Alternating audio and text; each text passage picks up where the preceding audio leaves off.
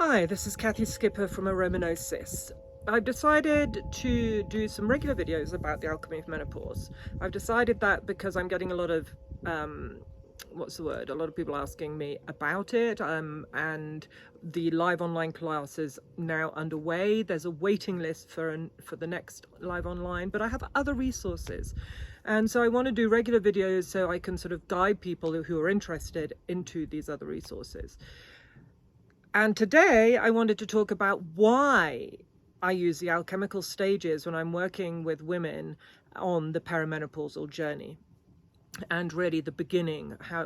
What do we work with? What is the material that we're working with in this journey? So the alchemical stages, just to cut a long story short, are 7 stages that Carl Jung identified when he did 30 years of study on what the alchemists were actually doing. He realized that they were not just trying to turn lead into gold on a physical level in the lab, but they were actually projecting the processes that their psyches were going through onto the material. And this was happening all over the world simultaneously. And obviously there was no internet, so nobody knew what each other was doing, but they were all doing the same thing. And so Carl Jung identified these 7 stages as the processes that the psyche is continuously going through.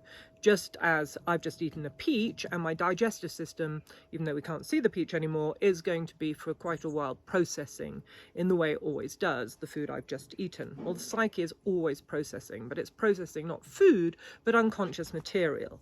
And this, by the psyche, I mean our physical bodies, emotional bodies, mental bodies, and spiritual bodies. So when we're going through menopause, it's not just the physical body that is going through menopause. In fact, the physical changes that happen at this natural developmental stage of a woman's life are triggering changes in the brain that are then triggering emotional changes and changes in perception, which allow us to go through this deep transformational journey. You'll see, if you're interested in the sort of intro to this work, look at the video that I did last on the menopause a week or so ago.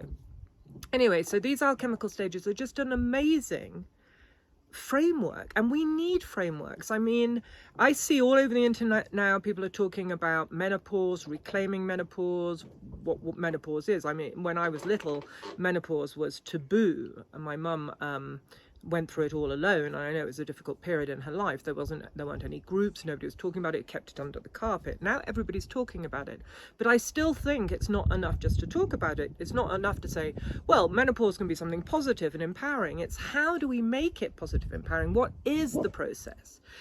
How do we reclaim it? And I think really that's what I've been doing over the past years, is reclaiming my own journey, and I want to share those tools that I used with you. And the first is the framework I use, and that's the alchemical stages. So as I said, there are 7 stages, and each stage has a different tonality to it, a different signature, a different feeling, a different perspective, which enables us to purify the layers or the strategies that we put into place as children that are no longer helpful, that are keeping us from ourselves. So these strategies are the thing I wanted to sort of highlight today in terms of the alchemical stages.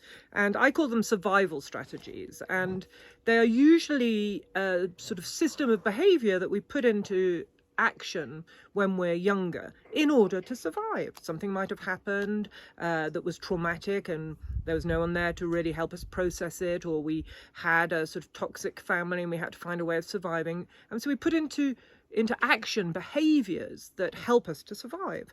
And these behaviors there are as many behaviors as there are humans, really, but some of the main ones are dissociation, codependency, defensiveness, paralysis, isolating oneself, the need to appease others to feel safe, caretaking of others so that everybody's okay and will maybe okay, hypervigilance, self-reliance, not needing anyone. And the list goes on, but the point is that one of the things that I've noticed working with women during this stage in their life is that actually what's being asked to be transformed or let go of are these survival strategies often. It's often the first piece of work. So the first stage, for example, is a very heating stage. It's called calcinatio. It's a stage when if you're going to cook an omelette, you're going to put the fire under the omelette in order to break down the material and transform it. Well, the first stage really breaks something down in order for us to connect with a deeper part of ourselves for the other stages. And often the thing that's broken down by this fire, this heat, are these old outdated survival strategies that have amalgamated in a way with our egos. We think it's who we are. Sometimes it's my personality. I'm just like that. But really, these survival strategies are keeping us back from ourselves. One of mine was codependency.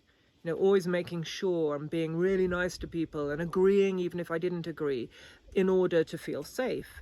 And I'd learned that as a child in my home environment, and I was unaware of it until I started on my healing journey and realized, gosh, I'm not being honest, I'm not being authentic, I'm in a sort of behavior that, yes, might have helped me at one point, but definitely isn't helping me now. And it's these behaviors that I think menopause is an invitation to identify and let go of. But in order to let go of them, we have to really understand them. Why were they there? What's behind them? And we have to have a framework to welcome and support the emotions that are behind them, because if we let go of our survival strategies, then we're forced to feel and heal the very thing that the survival strategy was trying to protect, which is a deeper part of ourselves.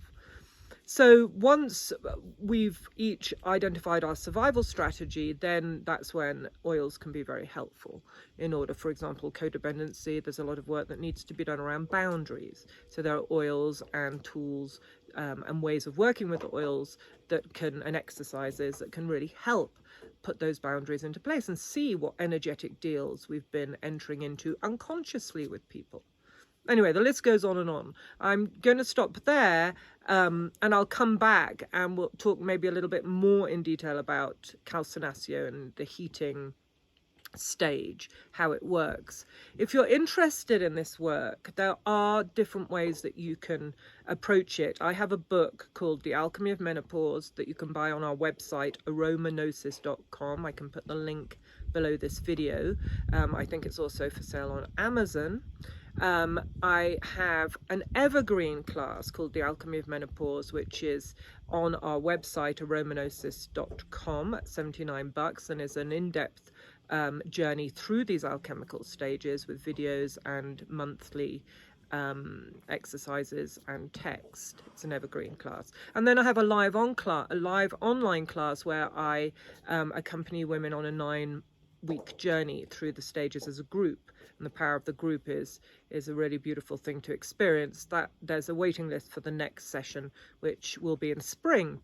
And I'm also open to coming into communities and working with women over a weekend. We can cover the 7 stages in a weekend, and then that work you can take forward in your own way.